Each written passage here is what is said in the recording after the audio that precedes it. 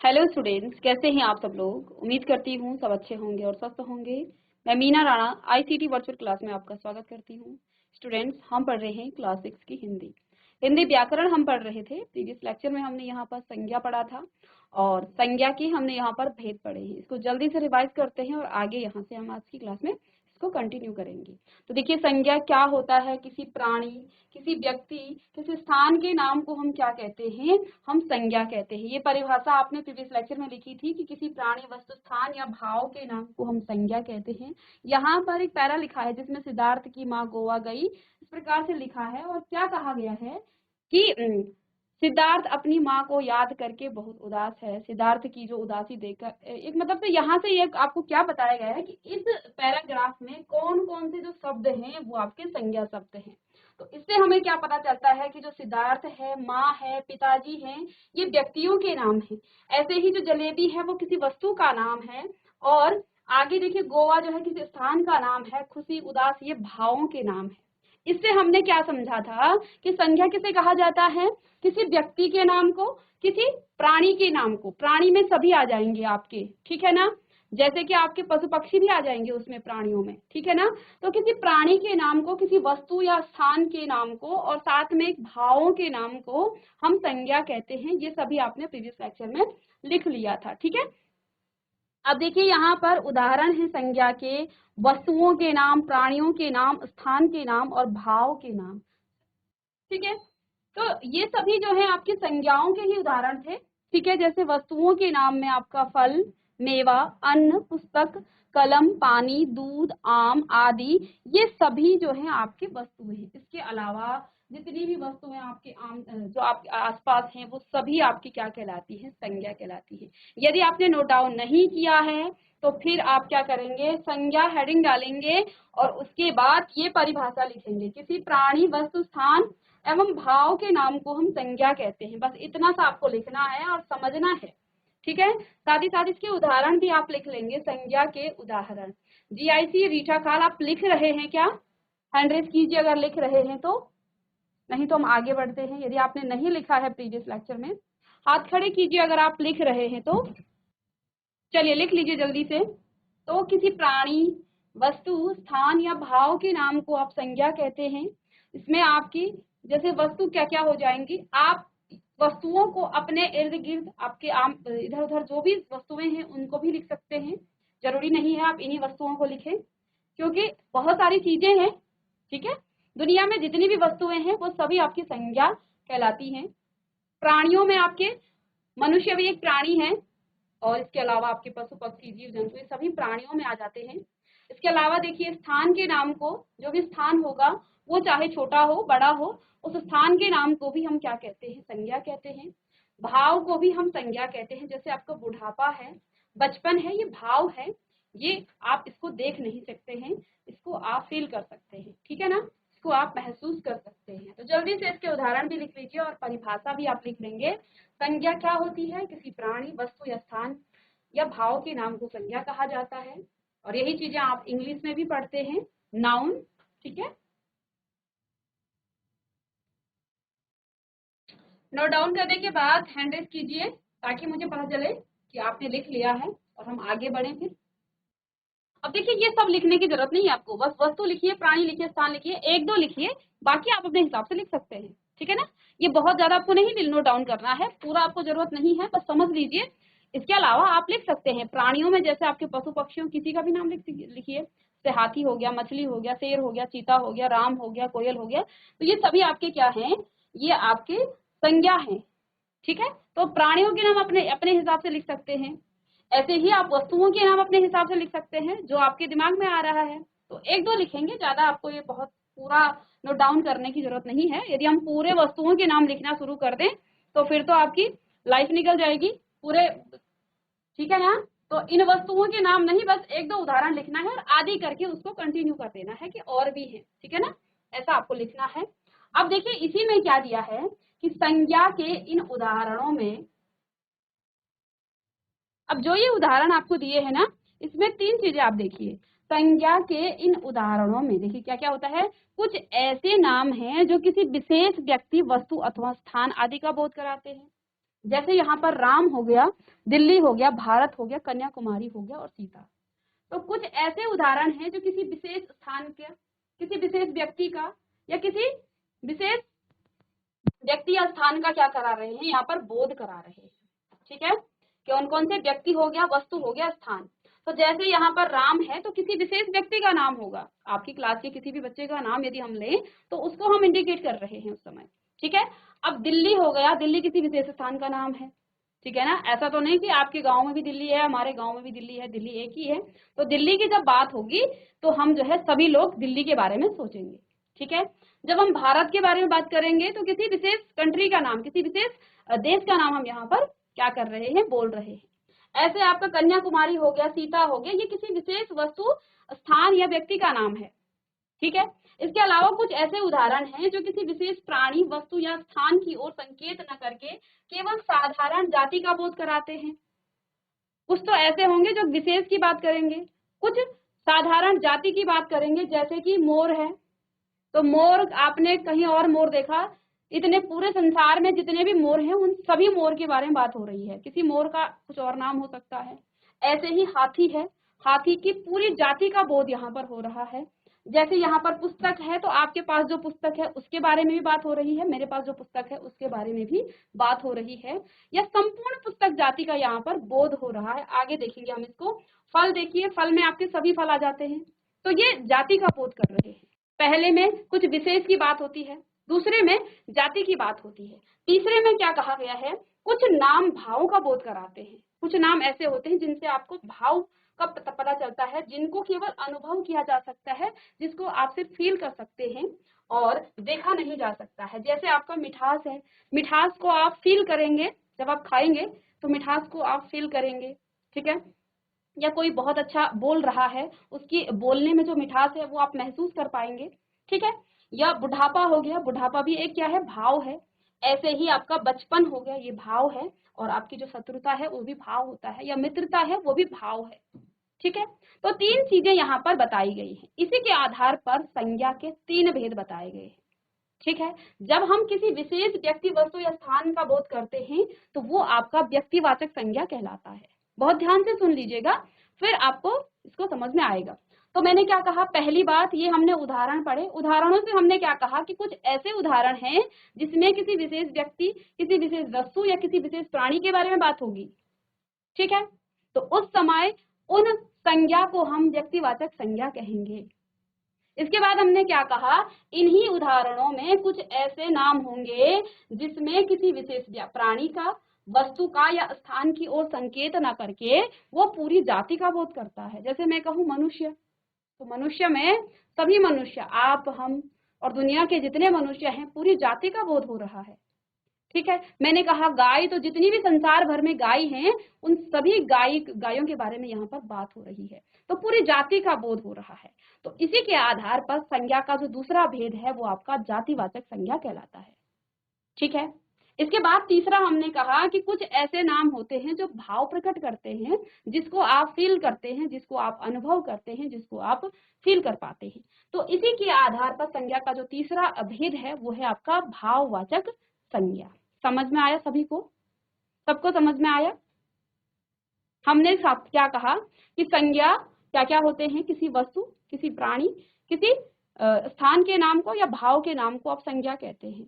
जब आप किसी विशेष व्यक्ति की बात करेंगे, किसी वस्तु की, विशेष वस्तु की बात करेंगे, या फिर किसी विशेष स्थान की बात करेंगे, तो उस समय वो संज्ञा आपकी क्या हो जाती है, आपकी व्यक्तिवाचक संज्ञा। जब हम जाति की बात करते हैं, संपूर्ण जाति की, तो उस समय वो आपका जातिवाचक संज्ञा, और जब भाव की बात करेंगे तो वो आपका भाववाचक संज्ञा हो जाती है। और इसी के आधार पर यहाँ पर संज्ञा के तीन भेद किए गए हैं। इसको जल्दी से नोट डाउन कर लेंगे कि संज्ञा के तीन भेद हैं। ठीक है, समझ में तो आपको आ गया होगा, और इन भेदों को आप जल्दी से लिख लेंगे, नोट डाउन कीजिए कि संज्ञा के तीन भेद हैं, व्यक्तिवाचक, जातिवाचक, भाववाचक, प्रॉपर नाउन, कॉमन नाउन और एब्स्ट्रैक्ट नाउन। ठीक है, जल्दी से इसको नोट डाउन कीजिए।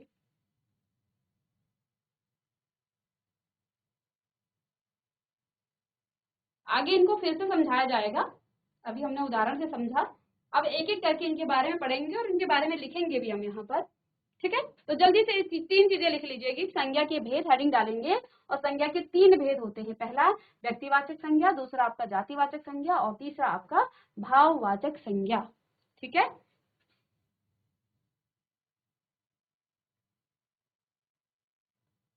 चलिए लिख लिया होगा, इतना ही लिखना है, अभी आपको आगे नहीं लिखना है, बस तीन भेद लिखने हैं, समझ लीजिए फिर लिख लेंगे। ठीक है, बहुत ज्यादा आपको ये डिटेल में नहीं लिखना है। जी ऐसी रेठा आपको ये पूरा नहीं लिखना है, बस तीन चीजें लिखनी है कि संज्ञा के तीन भेद हैं। पहला आपका व्यक्तिवाचक, दूसरा जातिवाचक और तीसरा भाववाचक। ठीक है, अब सुन लीजिए इनके बारे में पहले, फिर हम लिखेंगे। अब यहाँ पर देखिए, पहला है आपका व्यक्तिवाचक संज्ञा। ठीक है ना, व्यक्तिवाचक संज्ञा प्रॉपर नाउन इसे कहेंगे। जैसे यहाँ पर लिखा है कि आज भीम जैसा गदाधारी कौन है। दूसरा लिखा है कश्मीर धरती का स्वर्ग है और तीसरा लिखा है ताजमहल कितना सुंदर है। ठीक है, अब यहाँ पर देखिए, यहाँ किसकी बात हो रही है, यहाँ पर बात हो रही है भीम की, किसी विशेष व्यक्ति की बात हो रही है। भीम आप जानते हैं ना, पांडवों का भाई, पांडवों में से 5 पांडवों में से एक थे। ठीक है, और वो महान गदाधारी थे। तो यहाँ पर बात हो रही है किसकी, भीम की, तो किसी विशेष व्यक्ति के बारे में बात हो रही है। ठीक है, यहाँ पर किसी विशेष व्यक्ति की बात हो रही है, वो भी भीम की बात हो रही है। ठीक है, ऐसे ही कश्मीर धरती का स्वर्ग है, किसी विशेष स्थान के बारे में बात हो रही है, कश्मीर के बारे में बात हो रही है। ताजमहल जो है क्या है, ये एक इमारत है और ये कितना सुंदर है, किसी विशेष बिल्डिंग के बारे में, इमारत के बारे में बात हो रही है। तो यहाँ पर हम जो भी बात कर रहे हैं किसी विशेष के बारे में बात कर रहे हैं। ठीक है, इन बातों से हमें क्या पता चलता है कि भीम एक विशेष पुरुष है, कश्मीर एक विशेष स्थान है और ताजमहल जो है एक विशेष इमारत का नाम है। ठीक है, तो इसी क्रम में भीम, कश्मीर और ताजमहल से क्रमशः विशेष व्यक्ति, स्थान और इमारत का बोध होता है, अतः ये व्यक्तिवाचक संज्ञाएं हैं। इतना आपने समझ लिया है, तो ये आपको नोट डाउन नहीं करना है, ये समझाने के लिए है। ठीक है, आपको हेडिंग डालनी है व्यक्तिवाचक संज्ञा और उसके बाद आपने यहाँ से लिखना है, ये समझाने के लिए है आपको कि क्या बात कर रहे हैं वास्तव में हम। तो अब आप लिखेंगे कि जो शब्द किसी विशेष व्यक्ति, वस्तु या स्थान के नाम को प्रकट करते हैं तो उन्हें व्यक्तिवाचक संज्ञा कहा जाता है। और इसी के क्रम में आप नीचे से किसी भी व्यक्ति, विशेष व्यक्ति का नाम लिख लीजिए अपने, यदि आपको समझ में आया है तो आप खुद से लिख सकते हैं। अपने क्लास के बच्चों का नाम लिख लीजिए, अपने इर्द गिर्द जो आपके आसपास के गांव हैं उनका नाम लिख लीजिए, अपने देश का नाम लिख लीजिए स्थान में। ठीक है, किसी विशेष स्थान, मंदिर या ऐसी जगहों का नाम लिख लीजिए, तो वो सभी आपके किस में आ जाएंगे, आपके व्यक्तिवाचक संज्ञा में आ जाएंगे। तो समझना जरूरी है, जरूरी नहीं है कि यहाँ से 4 उदाहरण रट लिए कि कश्मीर, भारत और इसी पे वो आप पूरे एग्जाम में इसी को लेके जा रहे हैं और उसी को लिख रहे हैं। ठीक है, समझना है चीजों को और फिर आपने खुद से उसके उदाहरण आप खुद से लिखेंगे। तो आपने व्यक्तिवाचक संज्ञा हेडिंग डालनी है और इसको लिखना है कि जो शब्द किसी विशेष व्यक्ति, वस्तु, स्थान के नाम को प्रकट करते हैं उन्हें व्यक्तिवाचक संज्ञा कहा जाता है। ठीक है, और इसी क्रम में आप क्या करेंगे आगे, इसके उदाहरण आप खुद से लिखेंगे। जैसे यहाँ लिखा है सुभाष चंद्र बोस, सुभाष चंद्र, कमला, अमृतसर, रसगुल्ले, अर्जुन, गीता, गंगा, चीन, जापान आदि। ठीक है, इनको भी लिखना चाहते हैं तो लिख लीजिए, लेकिन इसके अलावा आप लिख सकते हैं जो आपके संज्ञान में है। ठीक है, जो आप जानते हैं। अब देखिए दूसरा है आपका जैसे जातिवाचक संज्ञा। ठीक है, जातिवाचक संज्ञा, तो यदि आप समझ चुके होते हैं तो जल्दी जल्दी से आप लिख भी लीजिएगा ताकि, ठीक है, बहुत अच्छे। ठीक है, जातिवाचक संज्ञा तो पहले भी हमने देखा है, पहले भी हम समझ चुके हैं, उदाहरण के बाद हमने इनका यहाँ पर ऊपर क्या किया था, इनको अलग अलग भेद किया था। लिखा है उदाहरण में, जैसे कुत्ता एक वफादार जानवर है, गांव का वातावरण स्वच्छ होता है और नदी बहती है। अब इन 3 उदाहरणों, इन 3 वाक्यों में देखिए बात किसकी हो रही है, कुत्ते की। ठीक है, किसकी बात हो रही है, कुत्ते की। कुत्ता क्या होता है, वफादार होता है, अपने मालिक के प्रति वफादार होता है। ठीक है, अब ये किसी एक कुत्ते के बारे में बात नहीं हुई है, ये संपूर्ण कुत्ते जाति की जो कुत्ते हैं, जो भी डॉग्स हैं, उनके बारे में यहाँ पर बात हो रही है। ठीक है, तो वो कुत्ता चाहे आपका हो या मेरा हो या किसी और का हो, वो सभी का क्या होता है, अपने मालिक के लिए वो वफादार होगा। ठीक है, तो यहाँ हम संपूर्ण उन कुत्ते की जो जाति है उस जाति के बारे में बात कर रहे हैं कि उनका क्या है, उनका जो चरित्र है वो क्या होता है, अपने मालिक के प्रति वो क्या होता है, वफादार होता है। तो ये सभी जाति के बारे में बात कर रहे हैं। गांव का जो वातावरण है वो स्वच्छ होता है। तो गांव में सभी गांव आ जाते हैं। एक गांव का वातावरण स्वच्छ नहीं है, सभी गांव का, ठीक है, वो गांव चाहे कहीं का भी हो। तो ये जो है संपूर्ण गांव जाति का बोध कर रहा है। नदी बहती है, क्या एक ही नदी बहती है?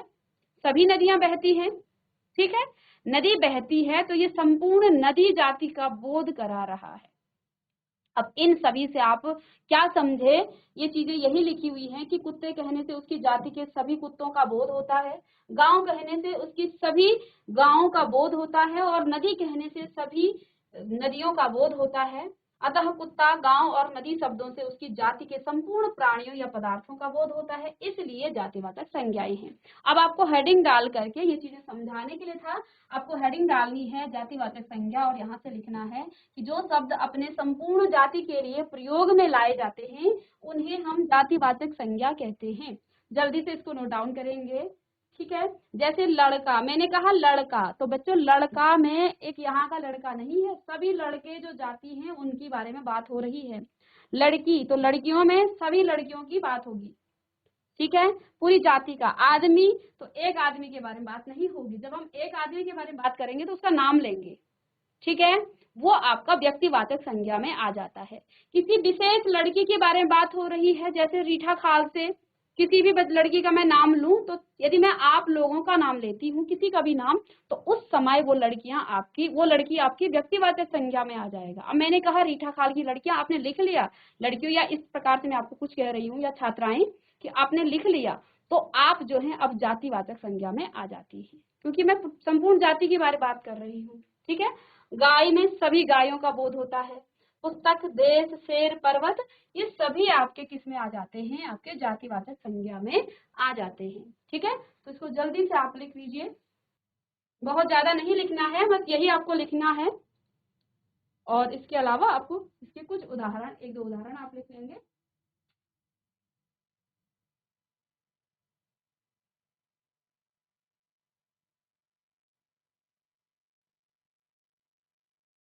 GIC Kot Kandara, GIC Kot Kandara, mike ले लीजिए। Yes ma'am. ऊपर की रो से एक लड़का आगे आगे बात कर रहा है, आपने नोट डाउन कर लिया क्या? ये मैम क्या? आपने लिख लिया? Yes ma'am. चलिए बताइए संज्ञा क्या यस होता मैम। है? संज्ञा की परिभाषा बताइए आप। संज्ञा किसी वस्तु, स्थान, प्राणी, भाव के नाम को संज्ञा कहते हैं। आपका नाम क्या है? मैम साहिल। क्या है? साहिल। साहिल। चलिए, साहिल कौन सा यस मैम। संज्ञा है? कम साहिल कौन सा संज्ञा है? संज्ञा का कौन सा भेद है? संज्ञा के कितने भेद होते हैं बच्चे? मैम 3। कौन कौन से? जातिवाचक संज्ञा, जातिवाचक संज्ञा, भाववाचक और संज्ञा, दूसरा? गुणवाचक संज्ञा, व्यक्ति। व्यक्ति। आप कौन सी संज्ञा हो? मैंने कहा साहिल, ठीक है। साहिल कौन सी संज्ञा है? जातिवाचक, व्यक्तिवाचक या भाववाचक?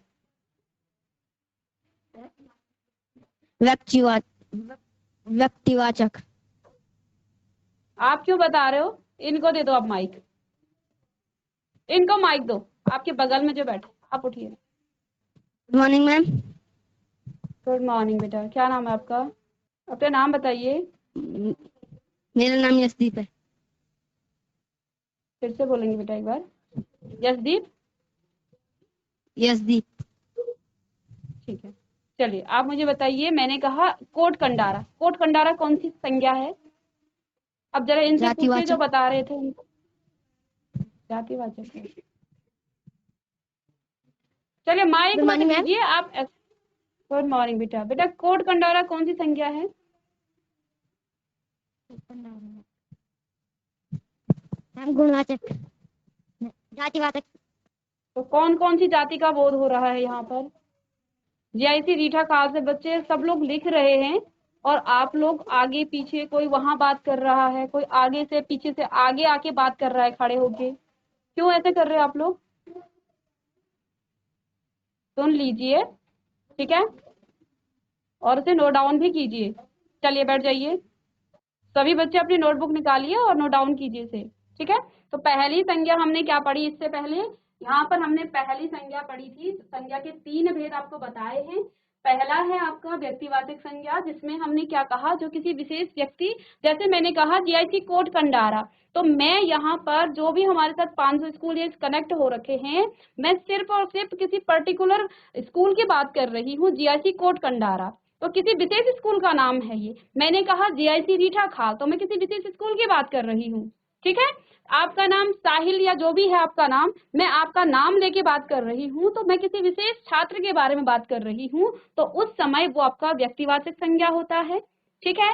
और जातिवाचक संज्ञा क्या होता है? जब हम संपूर्ण जाति का बोध करते हैं। मैंने कहा बच्चों देखो, तो सभी बच्चे देखेंगे, एक बच्चा नहीं देखेगा, किसी एक व्यक्ति के बारे में बात नहीं हो रही है, संपूर्ण बच्चों के बारे में। जैसे यहाँ उदाहरण भी हमने लिखा है कि जैसे आपका लड़का हो गया, लड़की हो गया, आदमी हो गया, गाय हो गया, पुस्तक हो गया, देश हो गया, सेब, ये सभी आपका जातिवाचक संज्ञा का बोध कराते हैं, ठीक है। आगे सुन लेंगे आप भी जीआईसी कोट कंडारा। आगे देखिए क्या लिखा है, भाववाचक संज्ञा। तो यहाँ 3 वाक्य लिखे हैं, जैसे बुढ़ापा जीवन का अभिशाप है, ऐसे ही भलाई करने से आनंद मिलता है, देखो हाथी की चाल देखो, ठीक है। तो यहाँ आप देख पा रहे हैं कि जो बुढ़ापा है वो एक दशा है, एक अवस्था है। जैसे आपकी अभी क्या है, जो भी आप, जितनी भी आपकी एज है, जैसे आपका क्या होता है शैशवावस्था, फिर आपका बाल्यावस्था, उसमें भी आपका उत्तर बाल्यावस्था होता है, पूर्व बाल्यावस्था होता है, फिर आप किशोर अवस्था में आते हैं, फिर आप वयस्क बनते हैं, जो भी है, फिर बाद में आपकी जो बुढ़ापा है वो अवस्था है, एक दशा है। तो यहाँ पर आपका जो है ये क्या बता रहा है, ये भाव को प्रकट कर रहा है, ठीक है। ऐसे ही भलाई एक गुण है, तो गुण क्या है, एक भाव में आता है। चाल एक व्यापार का व्यापार है, तो यहाँ पर जो आपका बुढ़ापा हो गया, भलाई हो गई, चाल हो गया, ये शब्द मन की दशा, गुण और व्यापार को प्रकट करते हैं, और ये भाववाचक संज्ञाएं हैं। तो जो संज्ञा शब्द किसी दशा, गुण या व्यापार के नाम को प्रकट करते हैं, उन्हें हम भाववाचक संज्ञा कहते हैं। जैसे उदाहरण के लिए यहाँ पर कड़वाहट, मिठास, चतुराई, माधुर्य और थकावट आदि, ये सभी जो है क्या है, आपके भाववाचक संज्ञा के उदाहरण है, ठीक है। तो इसको भी आप लिख लेंगे, भाववाचक संज्ञा को भी आप जल्दी से नोट डाउन करेंगे। और तो ये हमने यहाँ पर 3 संज्ञाओं के बारे में बात की। पहला आपका जातिवाचक संज्ञा, दूसरा आपका पहला व्यक्तिवाचक संज्ञा, जातिवाचक संज्ञा और भाववाचक संज्ञा के बारे में हम यहाँ पर बात कर रहे हैं। अब देखिए आपने अंग्रेजी में नाउन के क्या पढ़े हैं, नाउन कितने टाइप्स के होते हैं। तो वहां पर आपने देखा होगा एक कलेक्टिव नाउन आता है और दूसरा आपका आ जाता है मटीरियल नाउन। इसी के आधार पर यहाँ पर हम हिंदी में भी क्या लिखा है कि कुछ विद्वान अंग्रेजी व्याकरण के प्रभाव के कारण संज्ञा के 2 भेद और बताते हैं, कि अंग्रेजी में क्योंकि ये 2 भेद होते हैं, तो इन्हीं के आधार पर यहाँ पर हम हिंदी में भी इनको पढ़ रहे हैं। पहला है आपका क्या, आपका समुदायवाचक संज्ञा, जिसको आप कलेक्टिव नाउन कहते हैं, और दूसरा है आपका मटेरियल नाउन, यानी कि आपका द्रव्यवाचक संज्ञा।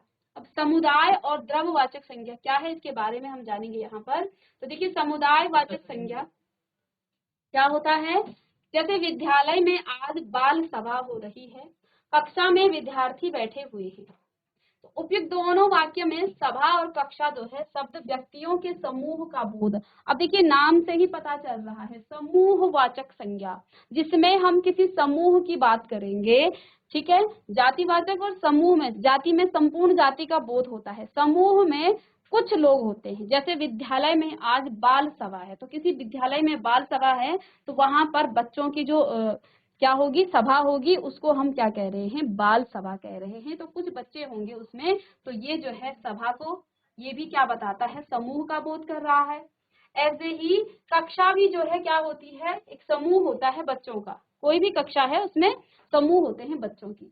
तो ऐसी संज्ञाएं जो हैं समूहवाचक संज्ञाएं कहलाती हैं। अतः जिन संज्ञा शब्दों से व्यक्तियों, वस्तुओं आदि के समूह का बोध हो उन्हें समुदाय वाचक संज्ञा कहते हैं।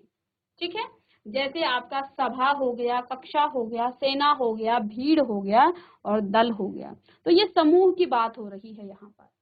ठीक है, तो इसको भी आप जल्दी से नोट डाउन कर लेंगे।